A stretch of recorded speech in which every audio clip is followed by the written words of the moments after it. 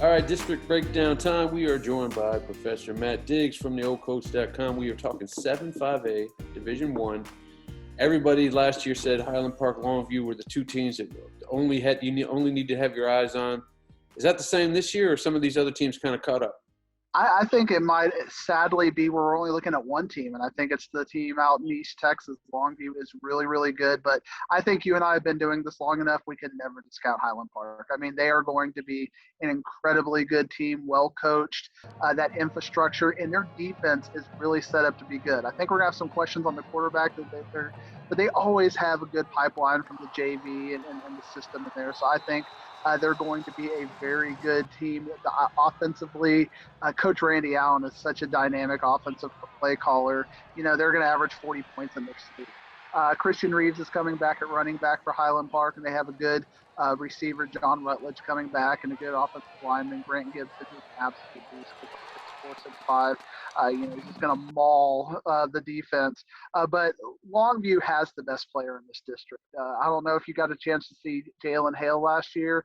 I mean, he was just an all-star, a highlight reel of catches. And I know you love highlight reels. And he's someone, even though he's not in our quote-unquote area, you still get him on because he's making Sports Center highlights as a sophomore, one-handed catches, jump ball catches, and him coming back, he was probably the best athlete in the district last year as a sophomore.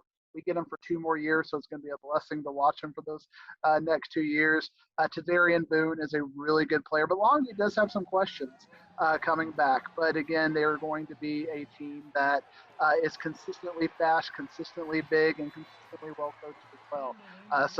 This district is still Longview and Highland Park as your top 2 teams.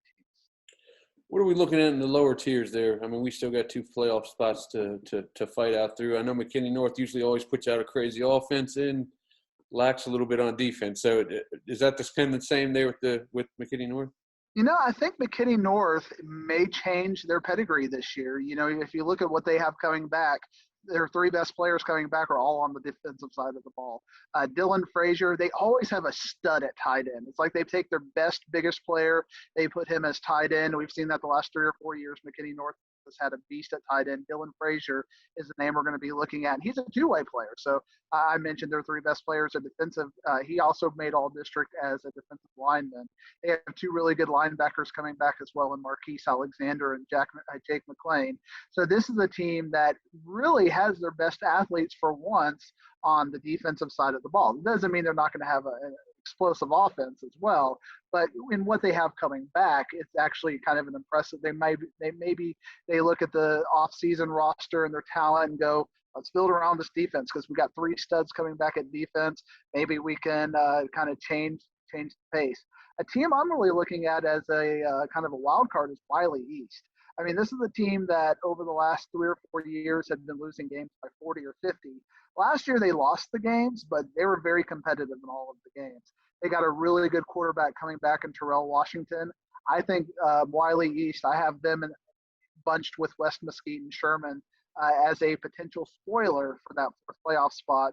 I do think John Tyler and McKinney North are your 3 and number 4 teams early, but Wiley East is now in that mix. And previously, I couldn't say Wiley East was in the mix. It might be Sherman pulling an upset or West Mesquite pulling an upset. I think Wiley East now is kind of my number 5 seed. And if John Tyler drops a little bit, Wiley East could be a number 4 seed in this district.